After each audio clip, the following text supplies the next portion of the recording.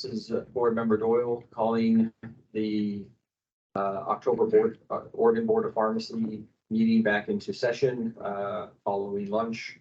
We had left off finishing up a budget report from staff member McLean. We will now move to issues and activities. If there are any comments from board staff regarding upcoming board meeting dates.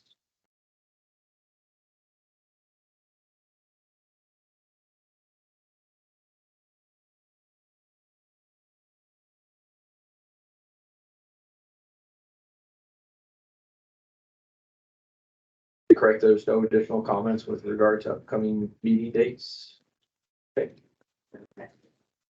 In my observation, nothing has changed, and we look forward to the strategic meeting in Newport coming up early next month. Also have a rulemaking hearing date coming up on November 21st. And I'll turn it over to staff member Stavel to comment on the NABP district meeting upcoming. Thank you. This is staff member Schnabel. The NABP District 6, 7, and 8 meeting will occur in Jackson Hole, Wyoming on October 22nd through 25th. And Board Vice President Chin, staff member Davis, and myself will attend for us. And that is all I have. Yes. Board member Patel, I'll be there too. Oh, and you will be there too. Great. Thank you. Thank you. We will now move to approval of the consent agenda. The first item that we will, we'll vote on all three consent items unless there's a request to pull any of the items out. That being the license registration ratification report from July to September of 2023, the board meeting minutes of August 2023, and board special meeting summary from September of 2023. Those labeled respectively consent 1, 2, and 3.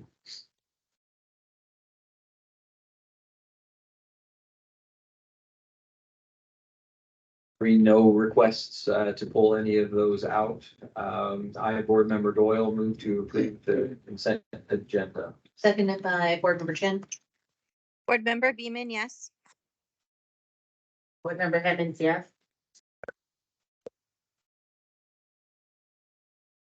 Member Joyce. Member Joyce, yes. Board member Patel, yes. Board member Viverman, yes.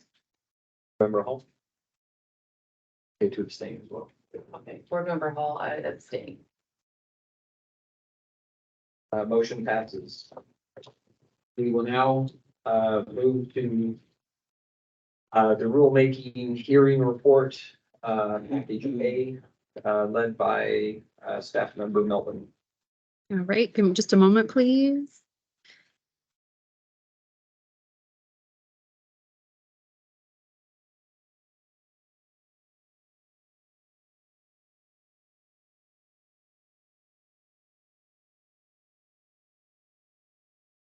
Be sure this. All right, for those on the phone, this is mailing A.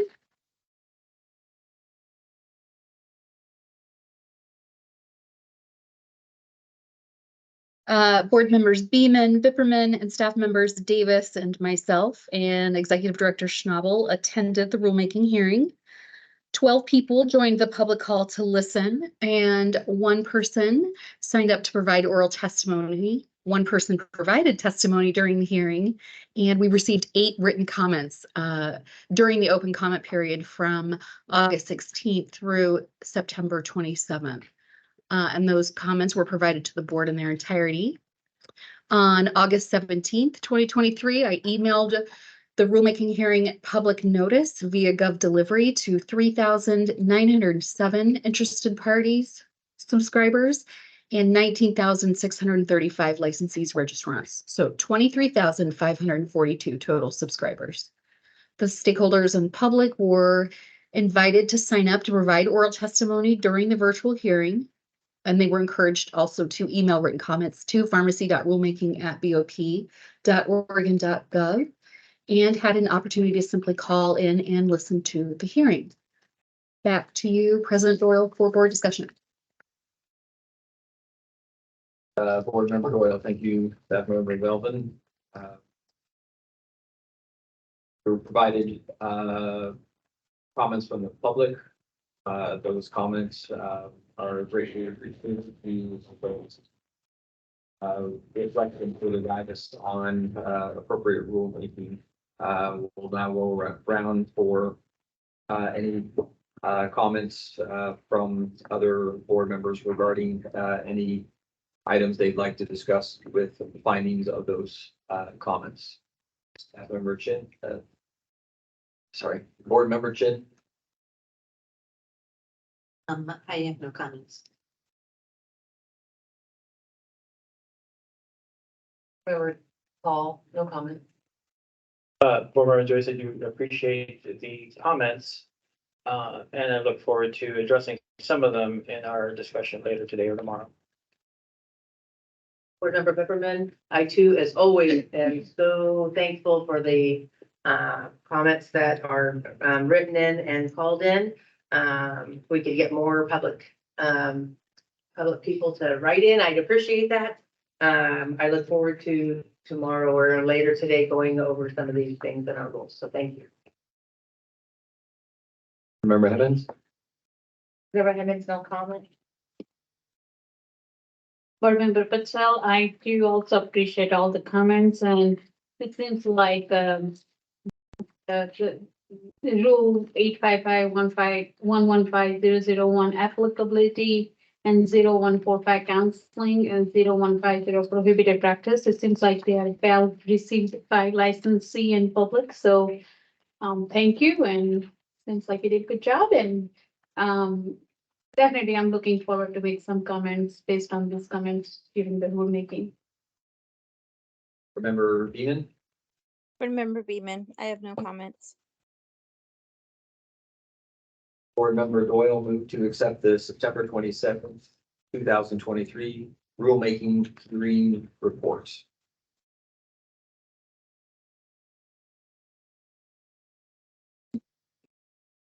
Or Chin, Member Chin, second.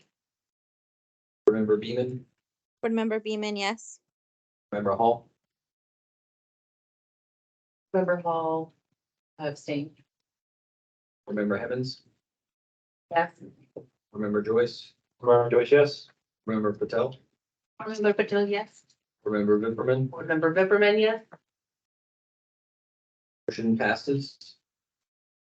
At this time, we do not have any temporary rules for consideration.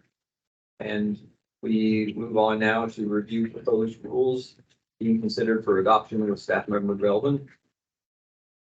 Thank you, Staff Member Melvin. We will now review mailing B. This is for Division 7. This is a proposed to repeal compliance with the OHA COVID-19 rules. I don't really have any comments. I will just turn it back to you, President Doyle, for discussion. If you have any comments with regard to the proposed rule repeal, then please signal that you'd like to speak.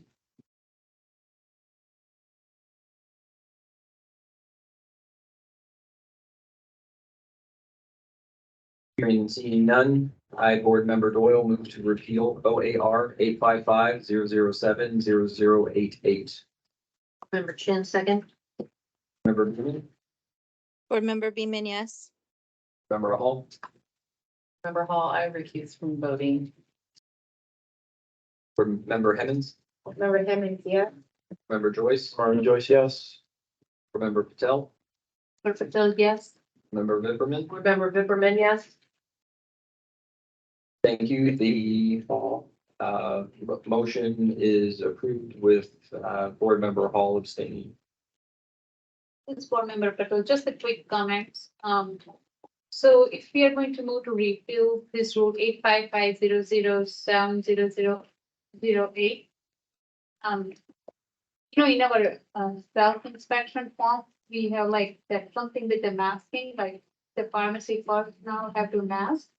So are we going to remove from that self-inspection form or how that's going to work? Just curious. What I mean?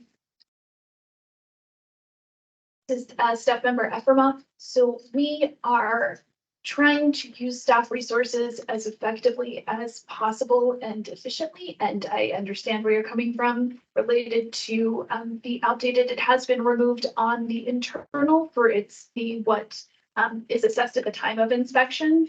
We're doing updates since we have the new cycle started. Technically, we were going to set them out in May for the July.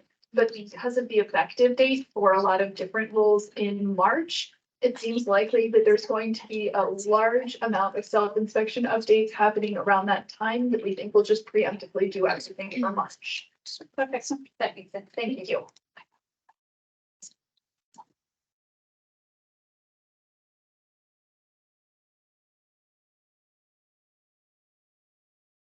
We now move on with package B1 with staff member Belvin, short-acting opioid antagonist.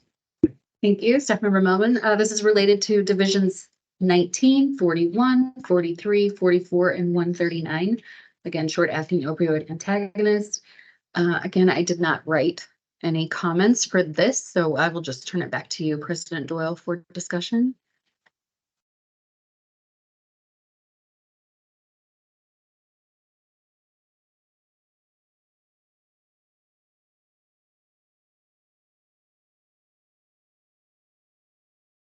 Board Member Doyle.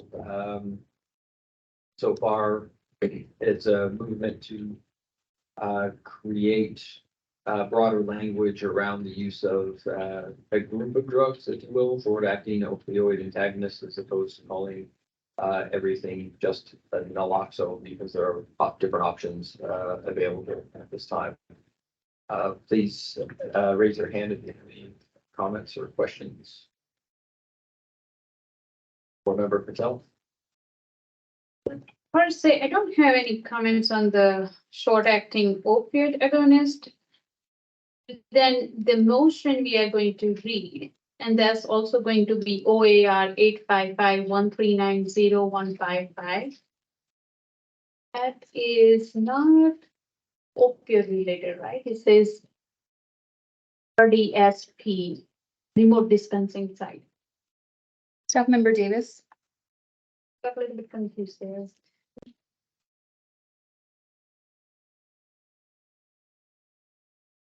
Nope, Staff Member Davis, can you hear us?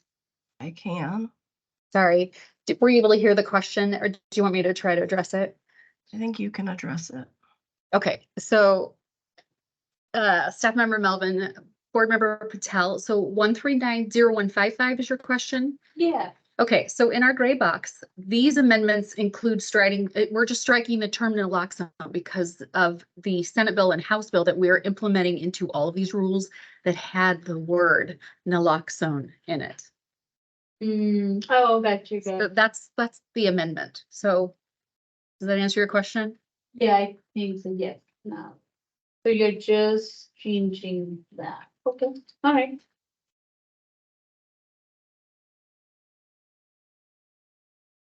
And to see if there are any further questions or comments.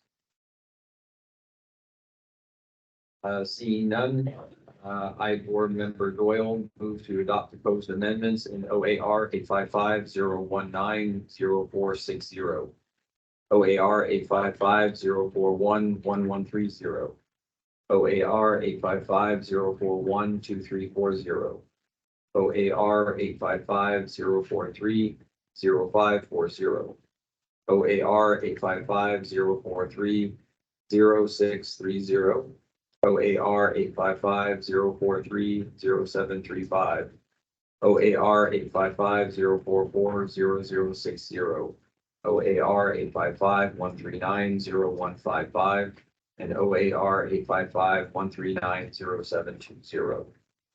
Board Member Chin, second. Member Beeman, Yes, Board Member Beeman, yes. Member Hall, Member Hall abstained. Board Member Hemmons, Member Hemmons, yes. Board Member Joyce, Board Member Joyce, yes. Board Member Patel, Board Member Patel, yes. Board Member Bipperman, yes. Thank you. Motion passes with Board Member Hall abstaining. Now moving on to package B2 with staff member Melvin, addressing USP 795 and 797. Thank you, Staff Member Melvin. This is for Division 45, again for USP 795 and 797. This would permanently adopt our current temporary rule that's in effect. And I feel like this one's pretty self-explanatory. I will just turn it back to you, President Doyle.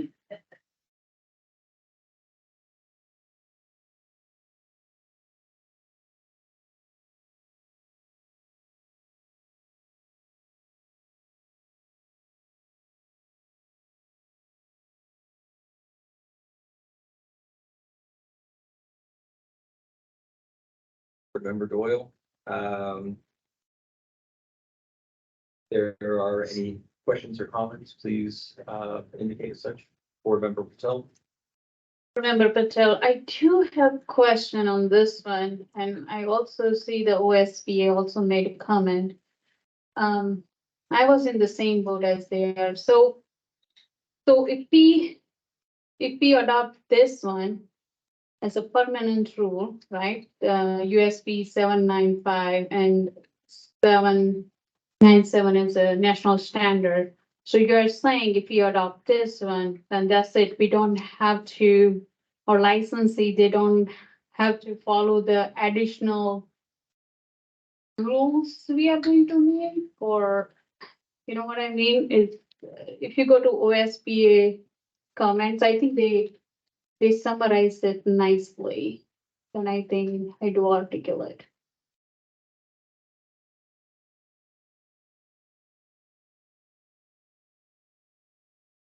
We are saying like you have to follow this standard, the USB standard, and then you have to follow the rules Staff we are about to Novel, make. it says may comply. These are the new standards. Uh-huh. This allows a pharmacy to comply with the new standards prior to the effective date. So that of the new rules, correct. And I don't have the OSPA comments handy. I don't think we're prepared to bring those up and address those at this point, but I think you can put the comments. Can you? Board Member Doyle, the comment is asking for clarification with regard, or we want to, the question at hand is what needs to be followed. And this- Exactly. And this gives opportunity, by approving this, it gives opportunity for a licensee or an outlet to be following the current rule that we have in place, or the potential to follow the future rule. They may do either one in this interim period until the full USP rules are potentially adopted by the board in the future based on new guidance from USP 795 and 797.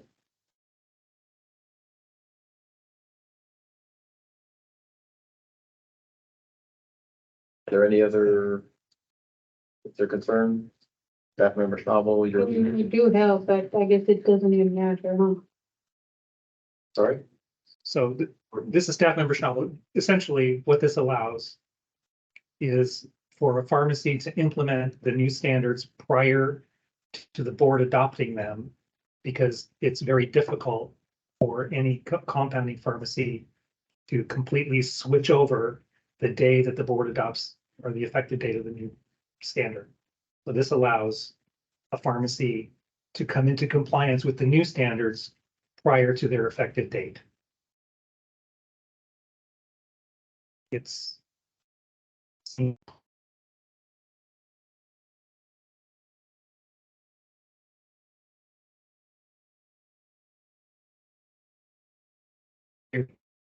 Where the rule has already been adopted.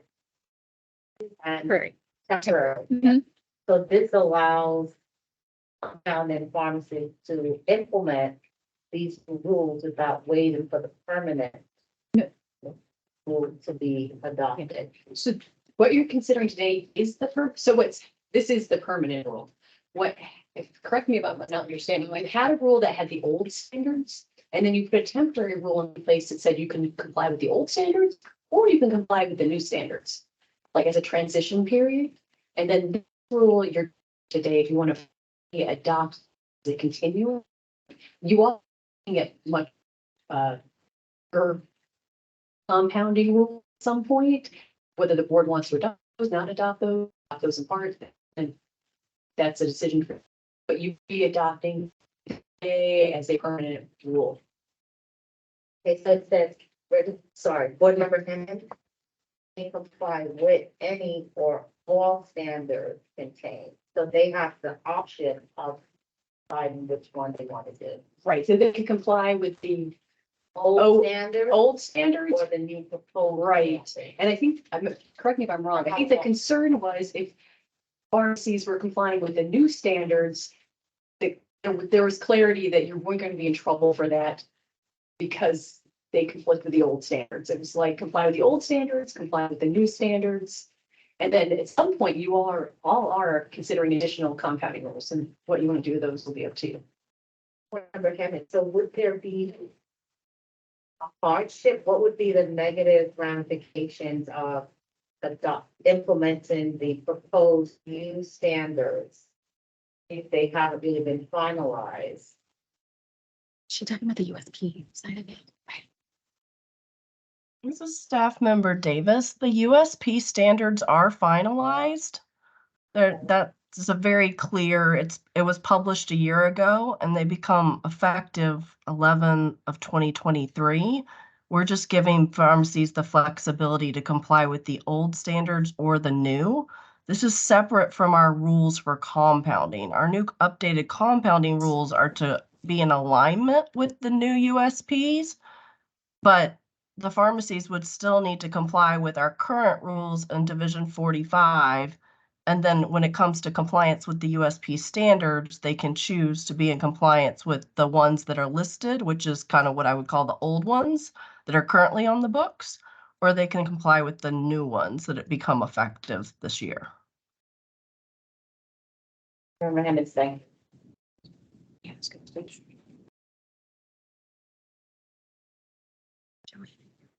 Pausing for any further comments or questions.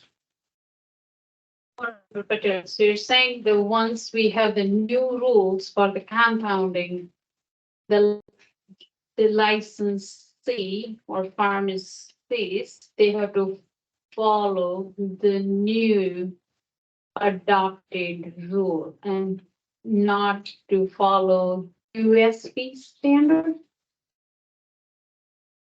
Or they have a choice, they can either adopt USP or the new proposed rule once we decided to adopt that. Staff member staff member. Schnabel, Go ahead, Staff member Davis. Go ahead. We'll The do that. current rules in Division 45 were written to align with the USP standards prior to their updated revisions. And so right now, that the proposed rules that we're talking about for Division 183 are to align with the new USP standards. You still have to follow our rules and you have to follow the USP standards. We're just saying that right now you could follow a different USP standard and also be in compliance with our current rules. Member Doyle and the rules, I forget the actual statement, but it's referenced by standard by reference by standard. So our rules say that you must follow 797 and 795. And now pharmacies for this interim period just have the opportunity to continue to follow the old ones or the new ones until we say the future that you must only follow the new ones. And this is about how the current rules have the old standards adopted by reference. So the current standards, which are in place. The new standards are in place on November 1st, but our rules will not have the new standards in them on November 1st. Whenever the board adopts the new standards, we'll adopt the new rules. They will contain the new standards by reference. And at that point, this rule will become moot. Repeal.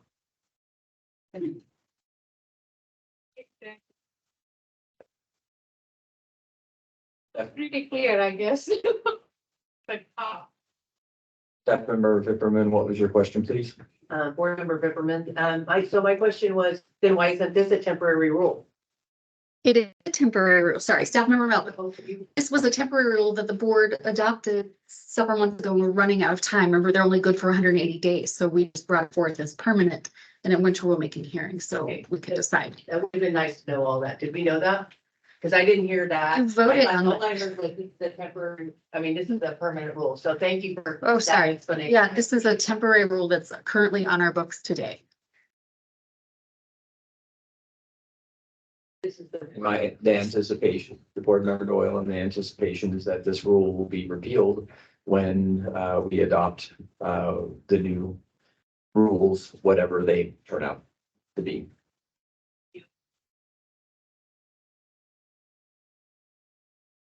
Board member Doyle moved to adopt proposed rule OAR 855-045-0205. Board member Chin, second. Member Beekman, Board Member Beeman, yes. member Hall, Oh, I'm staying. member Hemmons, Board member Simmons, yeah. member Joyce, Member Joyce, yes. member Patel, opposed. member Vipperman. Board member Vipperman, yes. Motion passes with board member Hall abstaining and board member Patel opposing. Move on to packet B3, where staff member Melvin will be discussing short-acting opioid antagonists again. Thank you, staff member Melvin. This is very similar to the previous mailing. This is just for our new Division 115. Again, this is related to the directives for 2023 Senate Bill 450 and 2023 House Bill 2395. Again, related to naloxone. Back to you, President Doyle.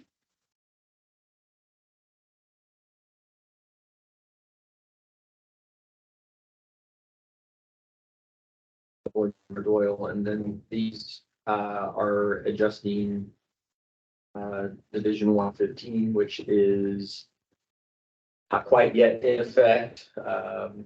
And so that's why we're having to address this rule also in another division, which will be replacement for Division 19. 19, thank you, in the near future. The board member adopt proposal 855-115-0350. Member Chin, seconds. Member Beeman, Board Member Beeman, yes. member Hall, Member Hall abstained. member Hemmons, Member Simmons, yes. member Joyce, Member Joyce, yes. member Patel, Board member Patel, yes. member Vipperman. Board member Vipperman, yes. Motion passes with board member Hall abstaining. Move to package B4.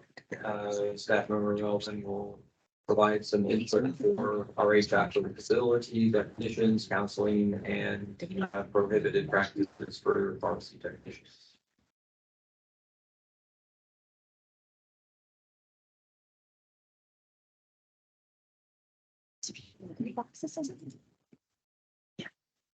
I'm so sorry, staff member Melvin. I think we need to, we can rewind and maybe Should be redo it. You're talking about was there effective March 1st. On those Division 115. Yeah. Sorry, our side conversation. We were just discussing the rules, the proposed rules that we were looking at right now for Division 115. I think it's clear in the gray box. If not, the rules that are effective March 1st, 2024. not this mailing that you're looking at right now, the one that we just did. So everything Division 115 and 125 that we are discussing right now in these B mailings, the effective dates are March 1st, 2024. So we just needed to make a statement that everyone was aware of that if they weren't. Sound right?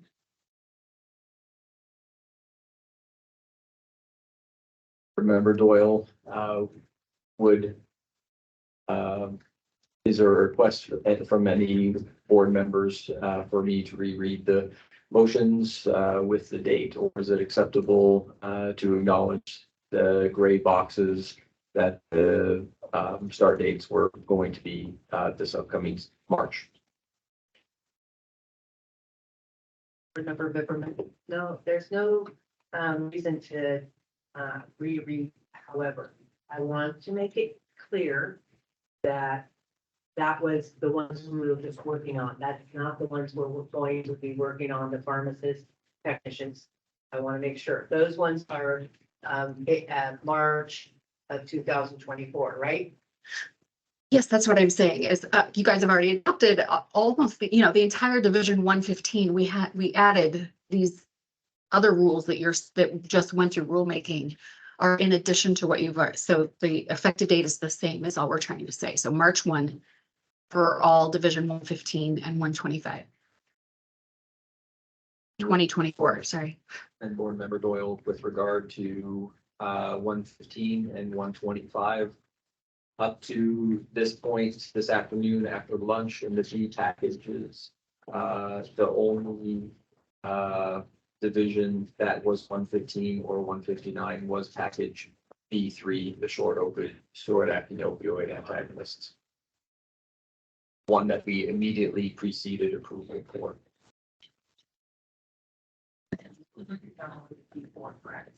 The one that I'm introducing currently is B4. Yes. I'm so sorry. B4? Four. B4. All right, I'm going to turn this one over to Staff Member Davis for discussion. Hello, everybody. I apologize. I am not there in person. For those on the phone, I am very much struggling with my voice. So board staff are prepared to take over to facilitate the conversations if I do lose my voice, which I think may happen. So just bear with me and please let staff member Melvin know if you're in the room and you're having difficulty hearing me, so that we can make adjustments. For mailing B4, staff have a few recommendations for the board to consider, and we also wanted to have a conversation with the board. So based on further internal discussion of the rule noticed, board staff do not recommend adoption of OAR 855-115-0001. It's a pharmacist rule related to applicability. Board staff have proposed additional revisions to this rule in mailing C9, which we'll discuss later today. The second rule that's in this package, or the second two rules in this package, based on public comment and further internal discussion of OAR 855-115-0005 definitions and OAR 855-115-0145 counseling. Board staff recommend further discussion of the rules prior to a decision to adopt, or possibly request further revision by board staff. If further revision is needed, board staff are prepared to draft modifications during the board meeting, so this can possibly be sent to the next rulemaking hearing in November from this board meeting. The last rule that's in this package, again, based on further internal discussion of the rules noticed, board staff do not recommend adoption of OAR 855-125-0150, which is technician prohibited practices. And we propose additional revisions to this rule in mailing C8, which we will discuss later. For now, I want to talk about the one that we need some further internal discussion, and we thankfully this is prioritized early because we did want to be able to work on it after the board meeting ends today and into tomorrow if we need to make modifications. So the definition for counseling or counsel that was sent to rulemaking in 855-115-0005 states that counseling or counsel means an oral, electronic, or written communication between a pharmacist and a patient or a patient's agent, in which the pharmacist provides the patient or patient's agent with advice regarding the safe and effective use of a drug or device. So then we go down to 855.115.0145, which is where this definition is used. Based on public comment, staff request clarification from the board on paren 3. Paren 3, as it was sent to rulemaking, states that the pharmacist must offer to counsel, using that definition above, the patient or the patient's agent on the use of a drug or device when the drug or device has not been previously dispensed to the patient by the drug outlet pharmacy, when there has been a change in the dose, formulation, or directions, when the prescription has been transferred to the drug outlet pharmacy by oral, written, or electronic means, or for any refill that the pharmacist deems counseling is necessary. I went back and I listened to the discussion from the August 2023 board meeting about this rule, and the board really only discussed if a licensee may accept the declination of counseling.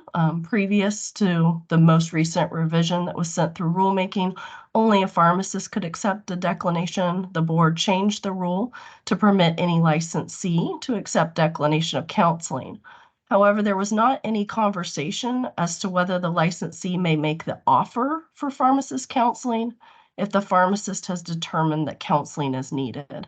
And I think where this came from is previous to the board meeting, paren 3 read the pharmacist must counsel, and then the language offer to was added.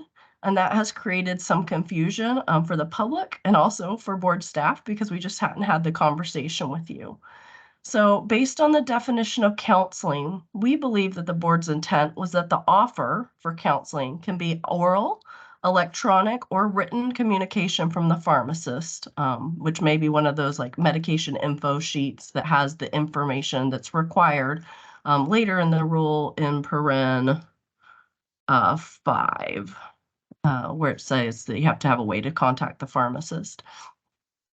What we want to know is, was that correct, that you are good with counseling being oral, electronic, or written? And I'm going to give it back to Board President Doyle just to do a quick roll call to make sure that we're all good with that definition. And then if indeed that definition is the correct definition, my next question is going to be, given that the offer for counseling can be written, does the board want any licensee to be able to make the offer for counseling after a pharmacist has determined that counseling is required? Board President Doyle. President Doyle, thank you, Staff Member Davis. Is it helpful for you for those two questions to be asked each board member together, or to first do a round robin of the definition and then go second round robin for the additional information? I think it would just be clear for the public if we did it as two separate. So are we okay with the definition? You did not receive any comments on the definition, just want to do a touch base. And then if that is the case, who can make the offer? Board Member Doyle will begin with Board Member Chin, if that's okay. And the question at hand is the definition of counsel appropriate to mean oral, electronic, or written communication? Member Chin feels this is succinct. Member Hall? Member Hall, yes, I agree. Member Joyce? Or Joyce, oral, written, or electronic, right? All encompassing, and I think that's why we haven't had any comments on it, is that it's as clear as it could be. Member Vipperman? Board Member Whitmer. That is the only question in this question. Yeah, I agree. Board Member Hemmons? Member Kenneth, so, and tell me, this is outside the scope of what you want to hear. So in other words, if what would be considered written communication? Board Member Doyle, I believe that written communication leaves it relatively wide open with how a pharmacist or drug outlet would be communicating in a written format. Later on in the rule, it speaks of that if a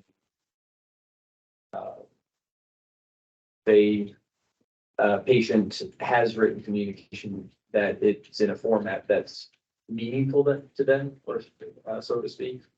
But whether it's paper or an email or something, those all seem to be appropriate methodologies in my current understanding. Staff Member Melvin? We have a request from the phone too, that they're having a hard time hearing some board members. So if everybody could please pull their microphones closer. Thank you.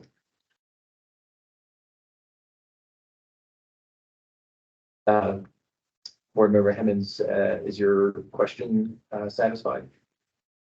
Thank you, this is Board Member Hammond. So I guess what you know, when you fill your prescription and you get that paper that's in there and it tells you all the side effects, blah, blah, blah, right? Blah, blah, blah. Okay, Very bottom. would that be considered written communication? Board Member Doyle, yes. Okay, so Board Member Hammond, so in theory, a pharmacist could say, if your prescription that you pick up gets that. Let's say that's your counseling.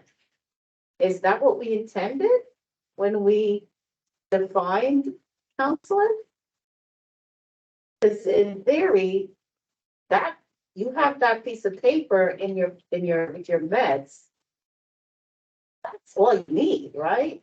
Based on this definition of counseling. Is that what we intended? Board Member Doyle, that's specifically what we're asking for board members to clarify if they agree with that or not. But your example is poignant. And at prior board meetings, the discussion was surrounding the fact that if you're a mail order company, you're able to you were able to send a prescription to a patient with printed information.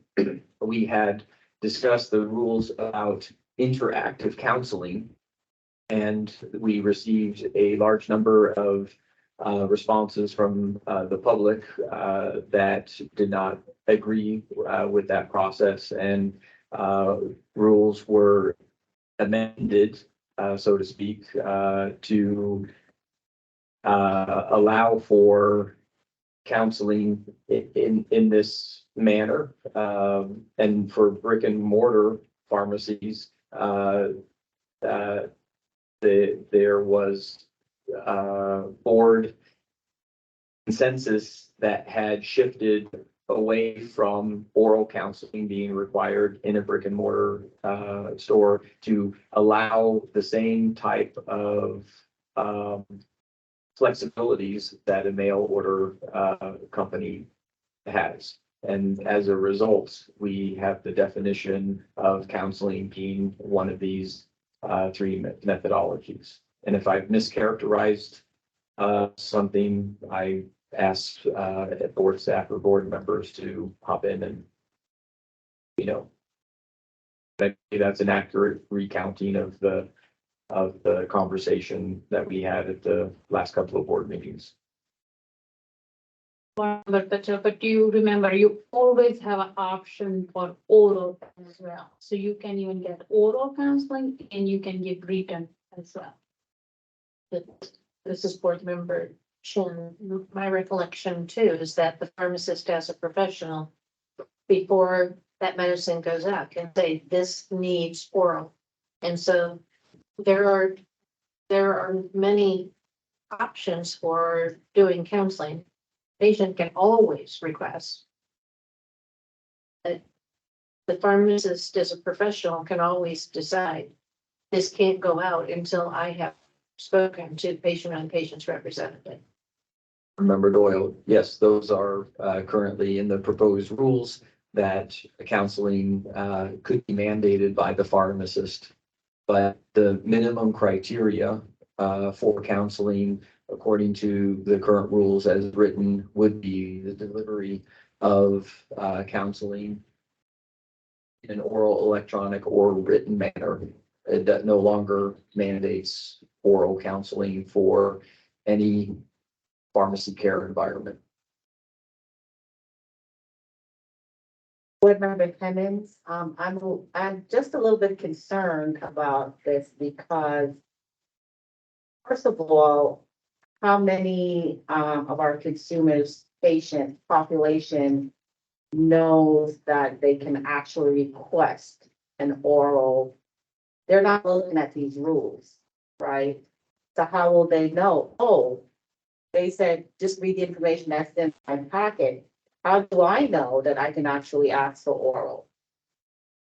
Okay, the other thing is that information that you get in the packet in with your prescription, does that provide you all of the information that you would need that will be considered, as it says here, safe and effective use of the drug device? Does that information in that packet give you that information regarding all safety and the effective use of the drug or device? Is it in that printed material? Because does that printed material include information about how other medications that you're taking may interfere with that medication?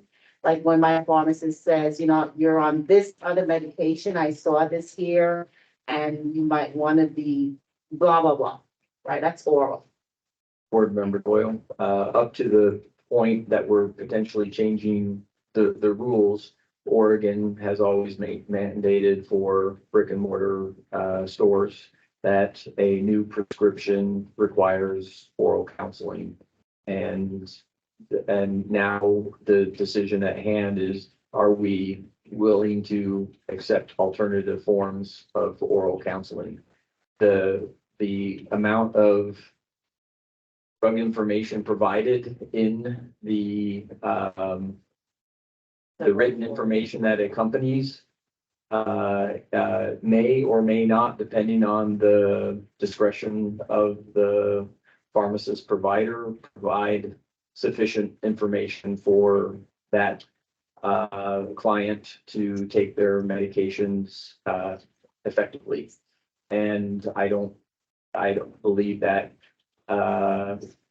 it can be guaranteed that medication, that all the information for any one particular drug, we can't state that it's a yes across the board, depending on certain other circumstances. There is the DUR process, drug utilization review, that does address information that's available to the pharmacist up to the point of filling the prescription. But there could be more information that's obtained by the pharmacist during the patient interaction that could occur upon dispensing. This is Board Member Hammond. So you just said something that just now confused me. You said that it is required for brick and mortar to do orals. Is that past tense? Is that what we're changing now? Just for the most clarity, I'm asking for Staff Member Davis to address that question. The current rules do require oral counseling in a brick and mortar. Thank you. Staff Member, Board Member Vipperman, you had your hand up. I agree with everything that you mentioned, but what's the time for me to say? So, but my problem is that what if it's not, the pharmacist that is checking or that is verifying that at that, brick and mortar, What if the pharmacist to verify that is at a different location? What if, they never see it and it just goes out, then the pharmacist does not have the opportunity to counsel? I appreciate the question. I think, that discussion is, befitting into a different, area of the conversation or the rules discussion, as opposed to just trying to define, the definition of counseling at this point. So if I may, I'll put a pin in that and bring that back later. Board Member Hammond, so I'm confused, and if I'm confused, the public probably will be confused.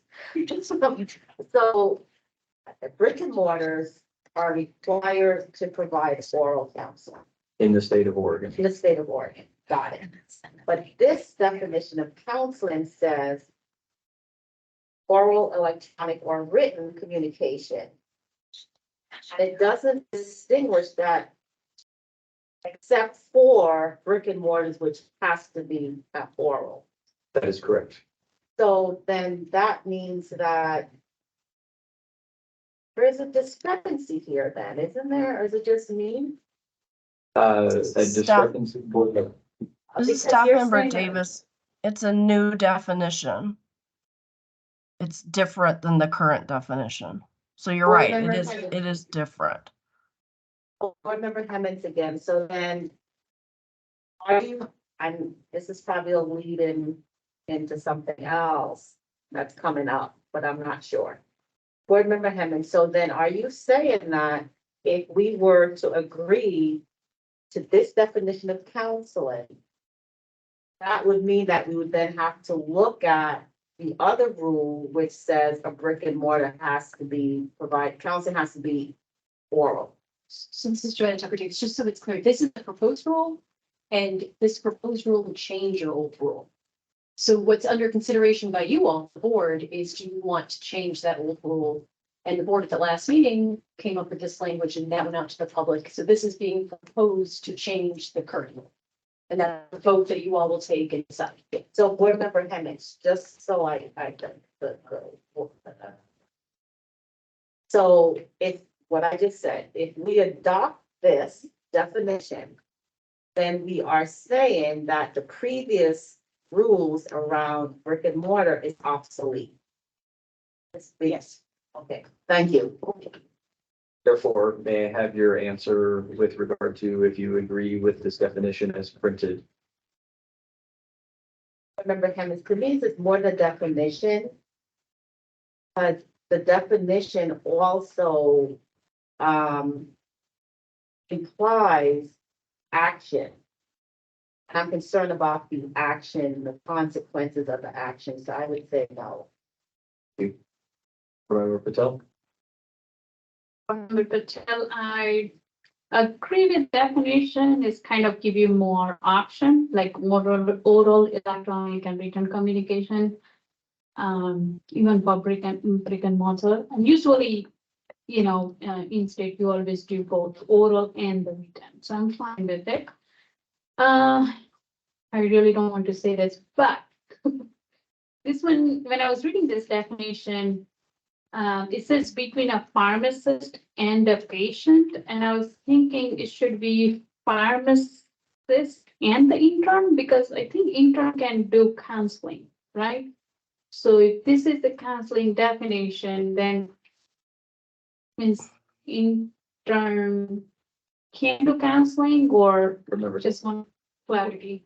Board Member Doyle, the pharmacist may delegate to an intern, and therefore that's why it says pharmacist, because they can, under intern rules, can delegate to an intern. Member Chan, that's how I understood it, because I think that not all interns are at the level of being able to do counseling when they're first interning. So it really depends on what level of intern they are at. So the pharmacist delegating to an intern still would cover that. I thought in our rules and statutes says pharmacist can supervise intern and technician, but pharmacist cannot delegate except the healthcare professional. That's my understanding. So we don't delegate. But again, I'm not quite sure.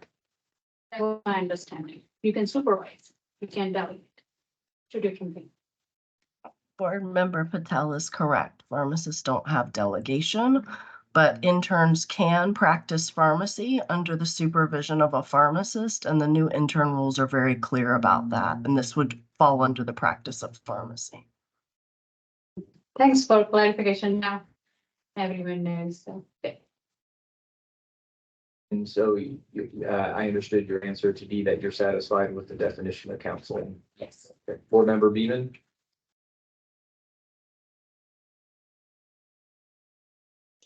This is Board Member Beeman. I am comfortable with the definition of council as proposed.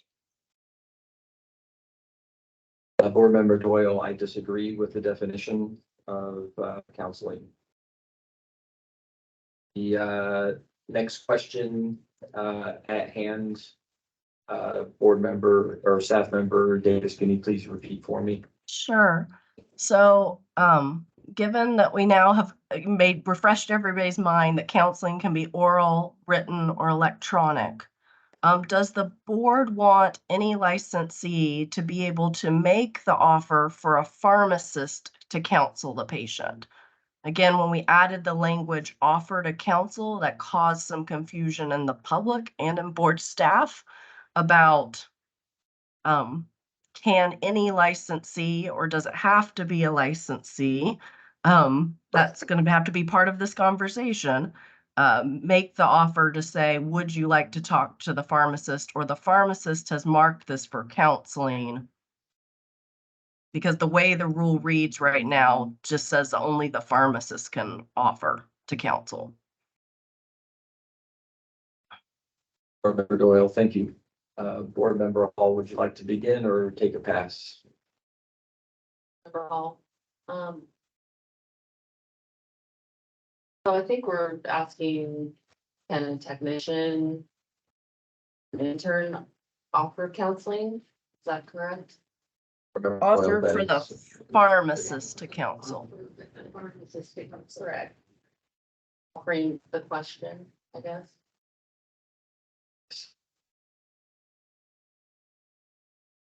Oh, I think technician should be able to offer counseling.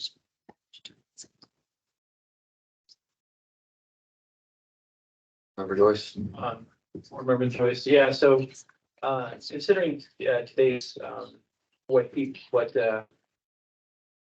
workplace conditions and, workplace settings, and the other staffing issues, I mean, we're hearing, from them, and allowing a technician to simply, offer, for a pharmacist, to simply put, would you like the pharmacist to counsel you, quote unquote, on this medication, would definitely benefit, pharmacy if they are allowed to ask instead of only the pharmacist being allowed to ask.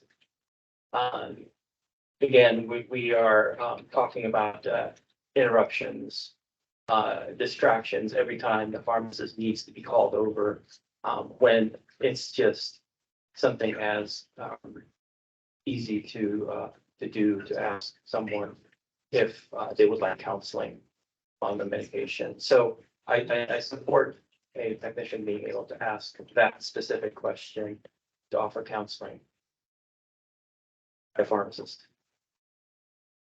Member Richmond? I am not okay with just anybody asking if they needed counsel. I would be comfortable if it was a technician or an intern. If we're looking at keeping the pharmacist where they should be, this is gonna. This could be a bigger barrier than we're trying to get rid of. So I mean, if every single person, and by person, I mean like a clerk said, okay, do you want counsel? Okay, do you want counsel? The pharmacist is gonna come over there, back, more than if they dedicate to, okay, I need to counsel this person. You know, and so that's, and I'm not an advocate for this at all. I think that just a pharmacist should be asking if they want counseling, but Board Member Bipperman, the answer to the question is that you must a pharmacist offer, or must any licensee offer? Pharmacist, okay, thank you. Board Member Joyce, I see that you have a comment, but I'm going to go through the roundtable and come back to you. Board Member Hemmons. Hemmons, just my personal experience of picking up new prescriptions from my pharmacy. It's usually the tech that asks me if I want counseling. So I'm kind of surprised that they're not allowed to do that. So, so the response to your question is, if we are saying anyone, I would not agree with anyone. Anyone can ask a patient, customer, if they would like to be counseled. I think that's too broad. I would say no. You offered a specific personnel who are licensed, such as, you know, a tech that's who, or whatever, I don't know, but I wouldn't agree with anyone, no.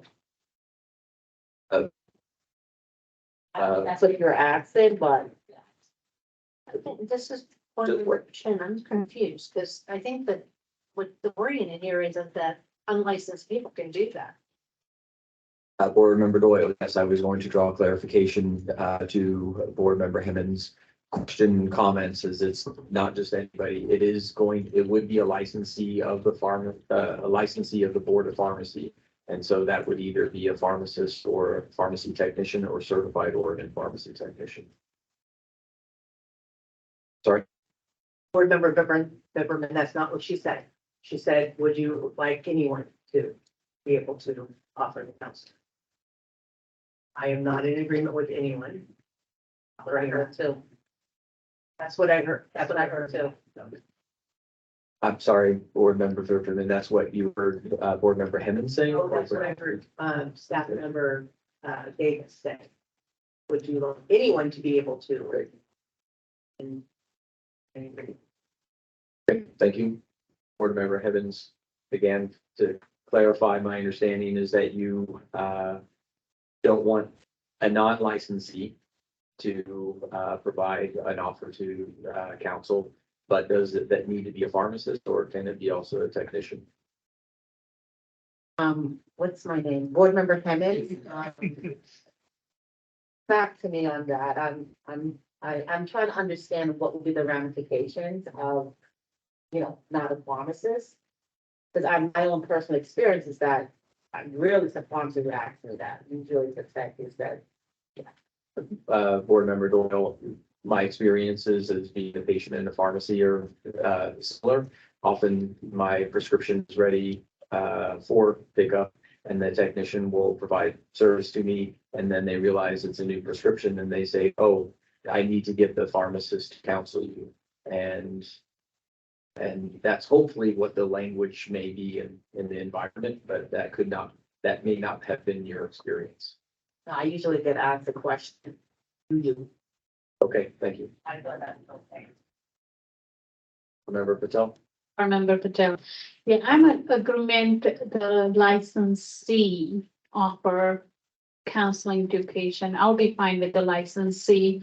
It's just sometimes patient already on the medication for a long time, but this is the first time you're filling at my pharmacy. So if licensee asks you have any question, counseling, then patient can say no. It's kind of saving time for the pharmacist.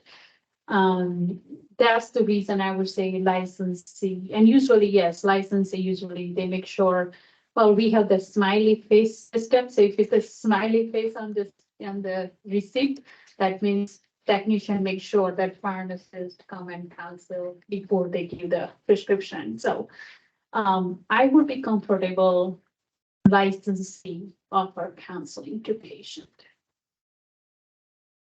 Offer, board member Hemmings, not offer counseling, but offer to get the pharmacist to do the counseling. Yeah, sorry, yes, that's what I meant. Member Beaman?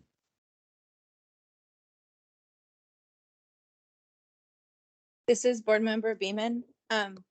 I would prefer that the offer be made by a licensee. And just for context for Board Member Hemmings, oftentimes, even if it is a refill, the person helping you at the pickup window may offer, would you like to talk to the pharmacist, whether it's a refill. If it's new, hopefully it's being phrased differently. And the intent of this is not to change how it's currently being done for anything new or deeming counseling. The intent of this is that if this is a refill and you have used it and you've been taking it for a long time, that you could decline the counseling to the technician or intern, which is currently allowable, so that the pharmacist doesn't have to take that declination themselves. I understand this opens the door for change in how practice is done, but if it's a new prescription, it's still going to be labeled as a new prescription unless the pharmacist has already labeled it as continuing education or the offer to counsel is declined. But in terms of the question, I believe it should be a licensee, not just the pharmacist, but a technician or intern.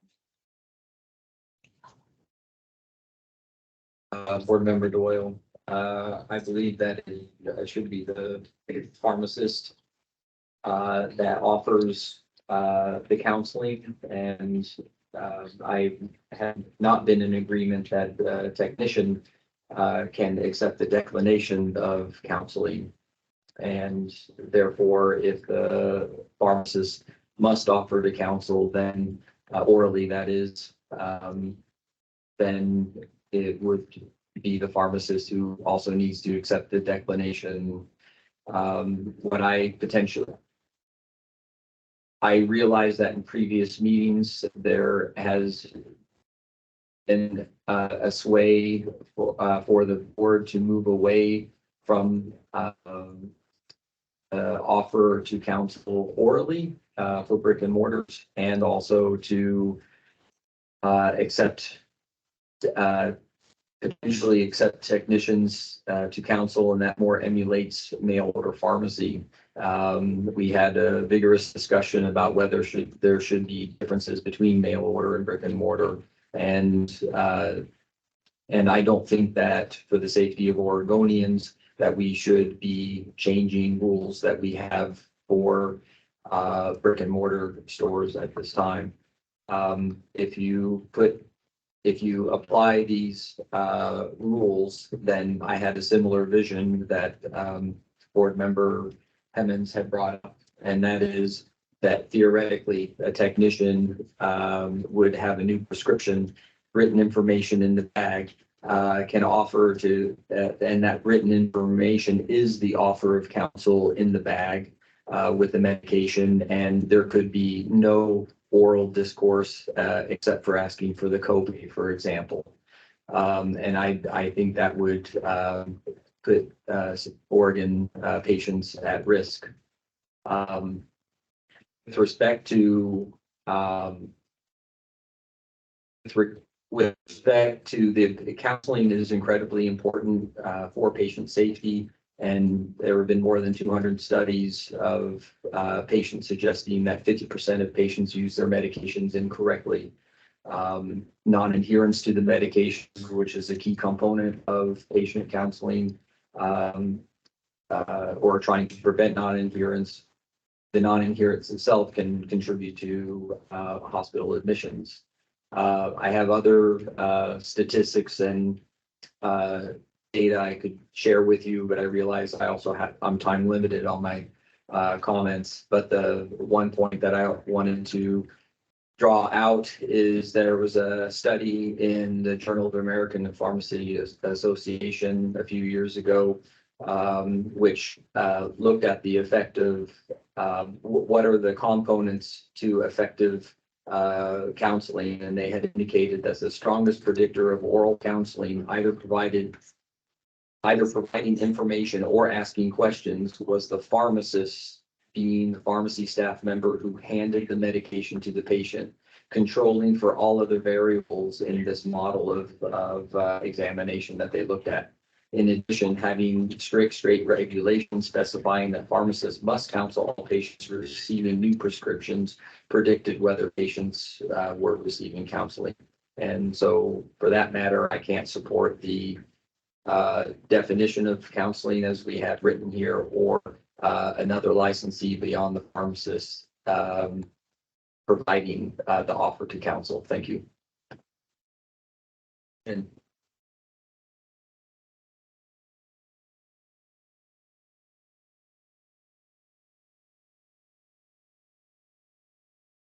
Member Chin is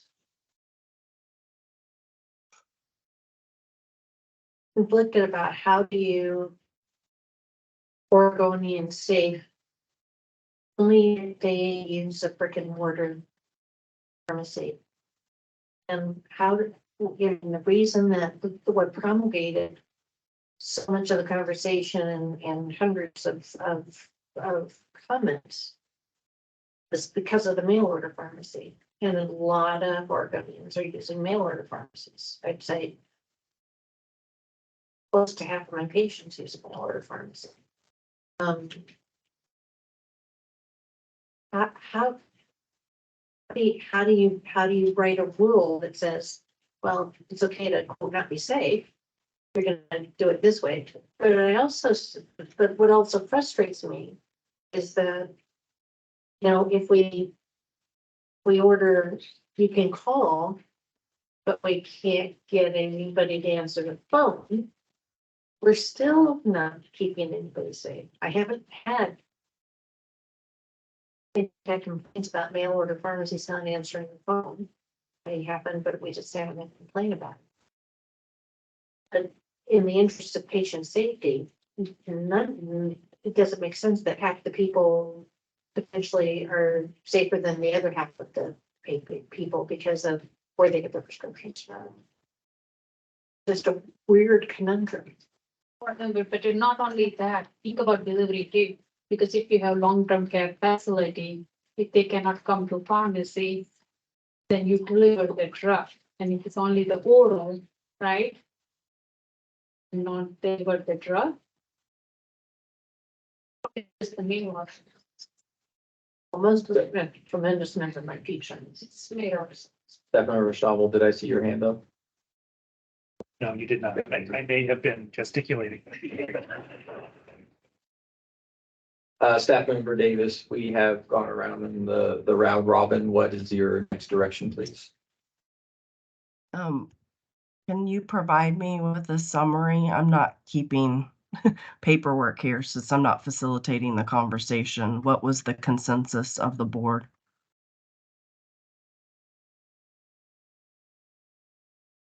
We're confused. Board member Peppermint, so I don't know. Vote no on what? On both questions is no. I do not like the written. I never have liked the written. I want the pharmacist, I want the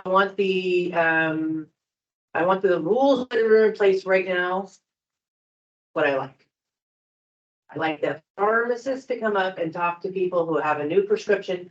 If it's not new, then I don't have a sway one way or the other. But if there's a new prescription or there's a change in their prescriptions, I want the pharmacist to be able to say, I want to talk. Do you have any questions? Is this what it looks like to you? Are you taking it correctly? Whatever they do, that is what they go to school for, is counseling. But when I listen to my pharmacist counsel, it is amazing to me. and they are counseling and they are doing what they do best. And I love that. And that is what my opinion is that a pharmacist should be counseling orally. And I believe that a pharmacist should be asked if they would like to be counseled. One moment, Did I answer the question? possibly I will ask for final verification. Sorry, bad choice.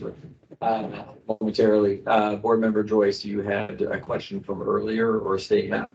Yeah, Board Member Joyce, as with a technician accepting the declination of counseling, aren't we requiring them to document that declination, right? So as with a pharmacy technician offering the counseling, especially under these parameters of it being a new prescription or change in dosing, I mean, those are mandatory that they have to be offered the counseling. Now, all we're asking is who can verbalize that counseling. And to me, a technician can ask the question, given the guidelines, under ABC and the para 3, given those guidelines, a technician could ask, and it can be documented that they asked. And so we have documentation of the offer to counsel. I'm not saying a technician, well, anyways, that's all. So, I mean, I support a technician being able to offer counseling under those parameters. Thank you. So again, the two questions at hand are, do we agree with the definition, and do we believe that any licensee can make the offer to get the pharmacist to provide counseling? And the answer to that, those two questions for myself is no. For Vice President Chin, yeah, you agreed with the definition before, and This is for Member Chin, this is my conundrum with the counseling definition is we're going to cause havoc for all the mail order pharmacies. And we were going to create, this is my understanding of the conversation, please, about we're going to limit access because mail order pharmacies are not able to do the phone counseling, and we were going to delay service. They were going to not do mail order to Oregon if we had this, and I don't know how other states do it. But so Board Member Doyle, yes, I recognize that difference. Things got rolled up into one rule. There is not a reason after we ask these questions and to verify what consensus is. We could potentially clarify in rule that there is a difference between brick and mortar and mail order as it currently is right now. it's currently in rule that the mail orders don't have to offer oral counseling. They I think they just don't. it is allowed to substitute information in the package that's sent to the patient. It's in our rule now. We'll ask staff to verify that. Staff member Schnell, paraphrasing, yes, the written information is allowed for mail order pharmacy in lieu of oral counseling, along with a phone number to reach the pharmacist. Why That's is the- changing the definition? Why are we changing the definition of That's already in the rule. the conversation at the last board meeting? There were advocates for not wanting to have the same limitations or quote unquote restrictions. It's not my choice of word on brick and mortars as it is in mail order. So I did not. Well, I'll stop there. Okay, so if we're gonna put it in, it doesn't make sense to me listening over and over and over now about changing the definition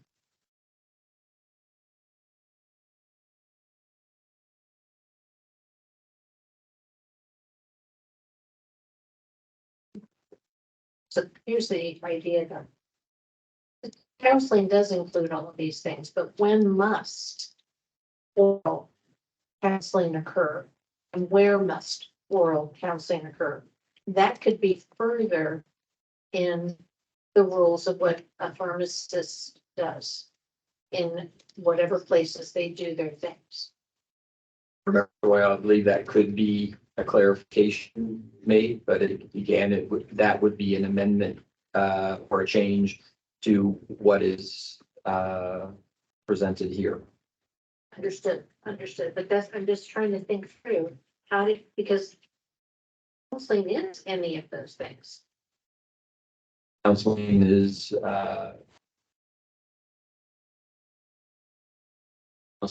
oral, electronic, or written communication. Yeah. Okay. And so as a definition, that's correct. But when must oral take place is separate from what the definition is. Yes, and the way the rules are currently proposed, it could be that a technician presents the written offer to counsel on a new prescription, and the patient would be expected to read that material directly then and there if they wanted to have counseling, and or to board member Hemmons comment earlier, how would the patient, the public member, how would they know they could request to speak to the pharmacist?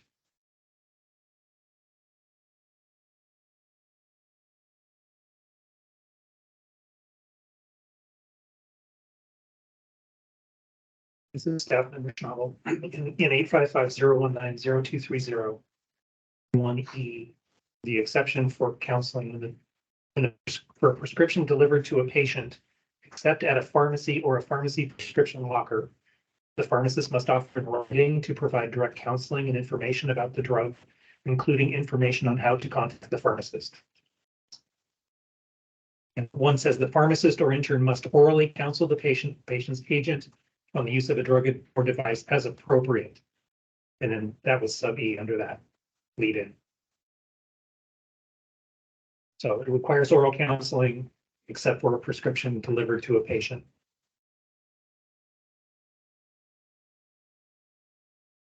Remember, Doyle, you're saying that is That's the current rule. rule in effect. Okay.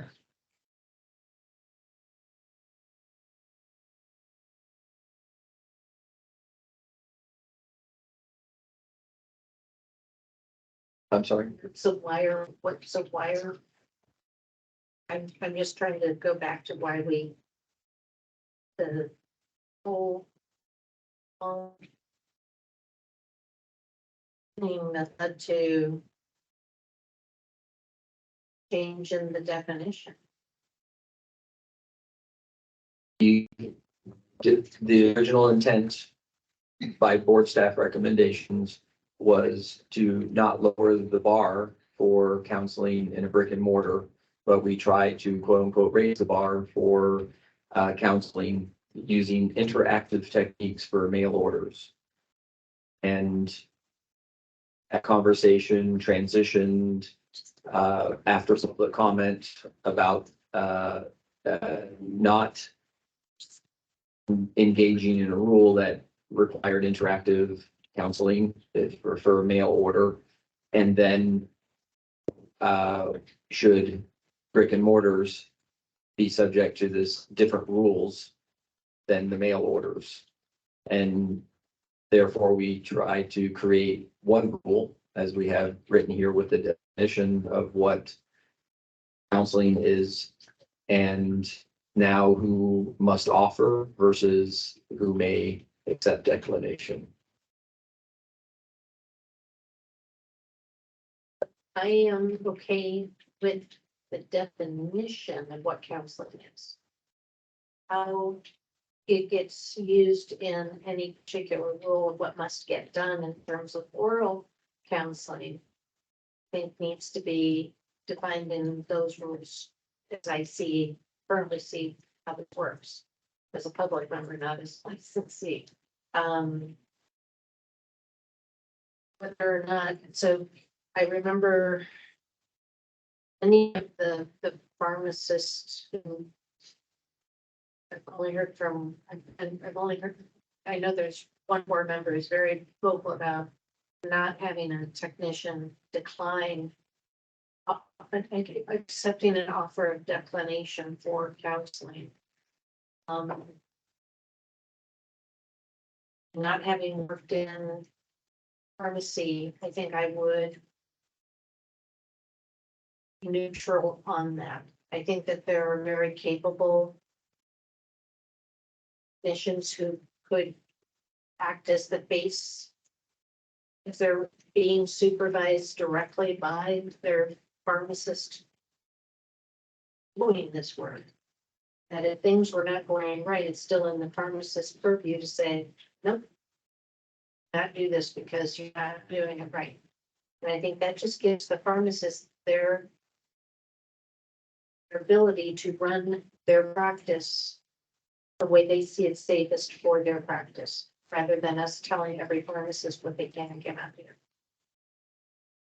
So I understood that you agree with the definition. You also think that a technician can accept declination, but can a technician or a licensee of the board offer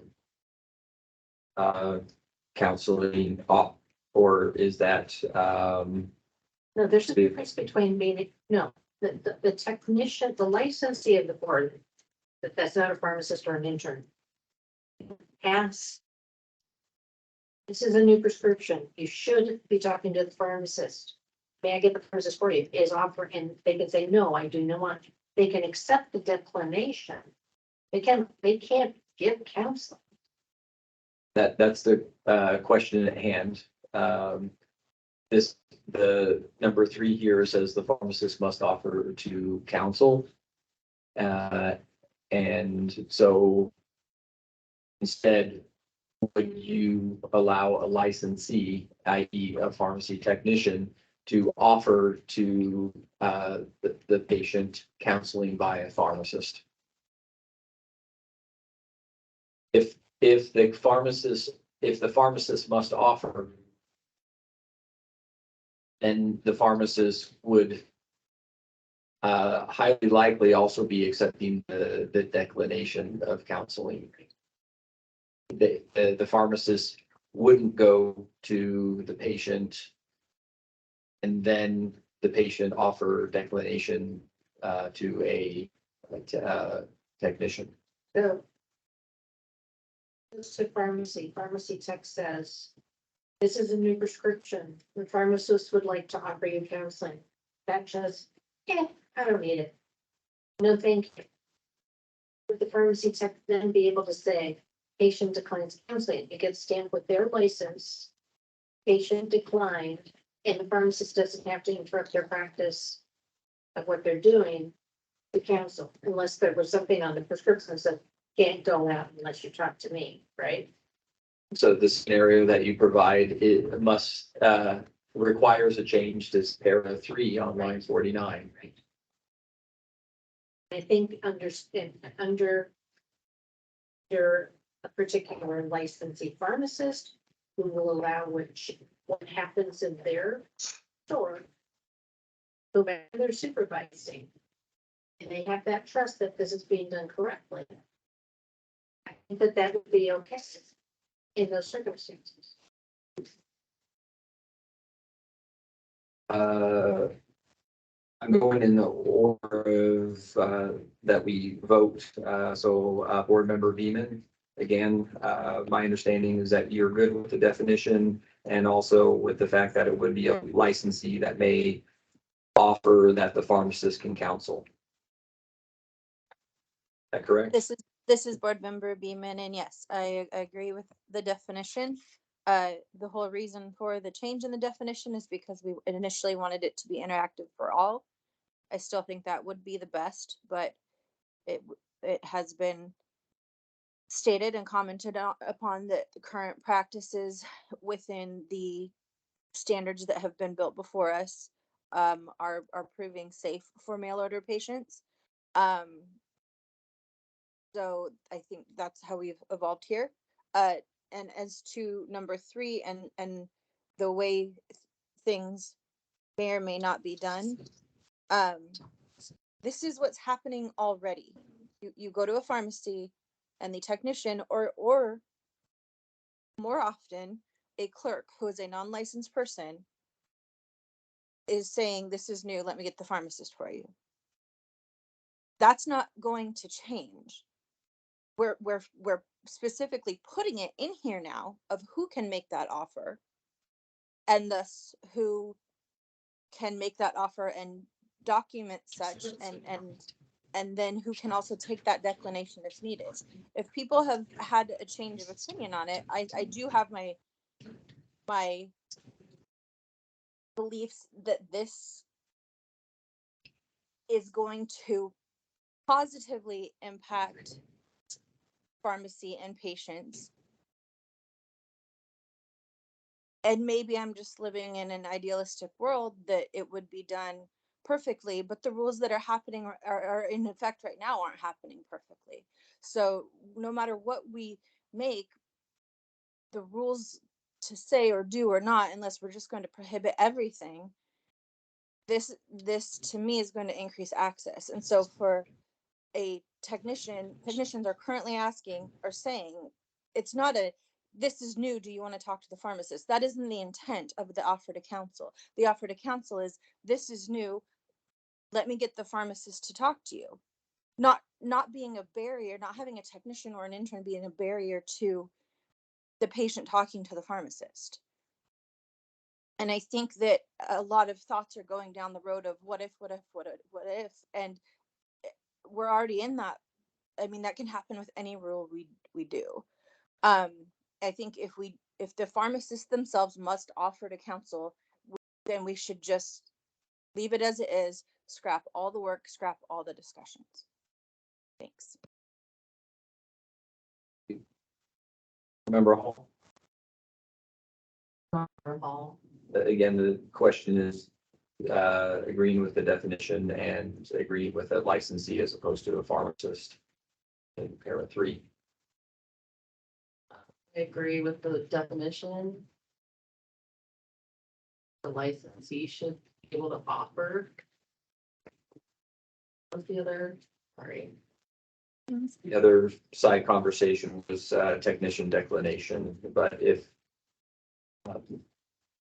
I think if the licensee can offer, and then the clients able to take that declination and record.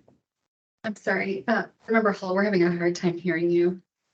Great. Thank you.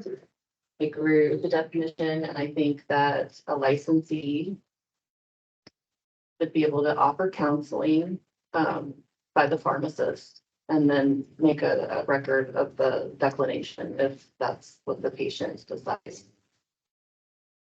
Board Member Hemmons. Member Hemmons, I disagree. Oh, thank you. Member Joyce, mine. Board Member Joyce, yes, obviously, yes and yes. Just one comment on the definition of counseling. We expanded the definition to be more user. It's safe. It kind of tightens up the mail order issues that were brought up in the comments. So I'm in complete agreement of both. Yes.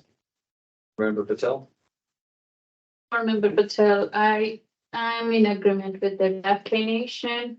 I would not, and I will be against that is a two different definition for mail order pharmacy and the in-state pharmacy. I just don't like discrimination, so going to be one definition.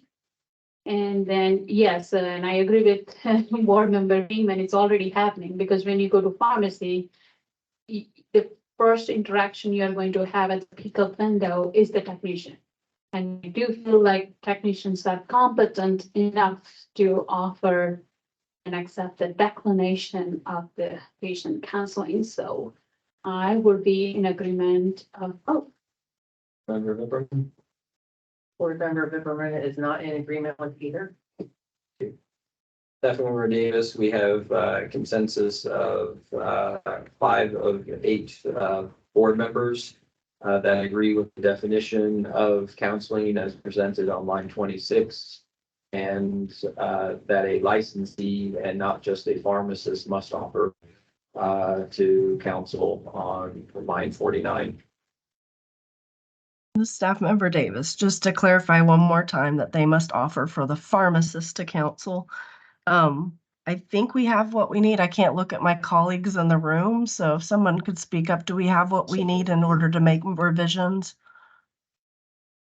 Staff member Schnabel, I believe that we do. We have work to do, and we have enough. This is Thank you. Board Member Beeman.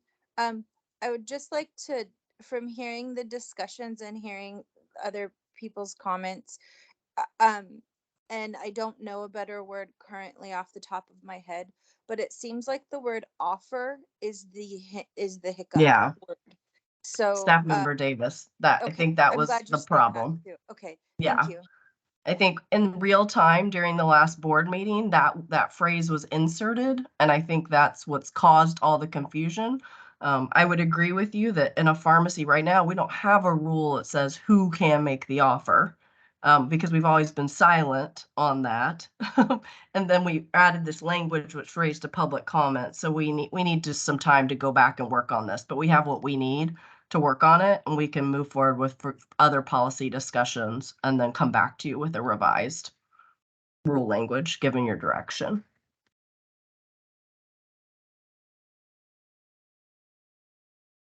Board Member Doyle, so Staff Member Davis, my understanding is that for all of these, because you either will be amending some language at this point, and or we have better or different recommendations in C packages later on, that it is the recommendation of board staff not to adopt any of these 4 rules that are presented in package B4 at this time. Correct. Let's not motion on anything in this rule package. Let's have the other discussions and then we can determine if there was, yeah. Let's not motion right now on this. So I will follow staff recommendations and not make a motion. And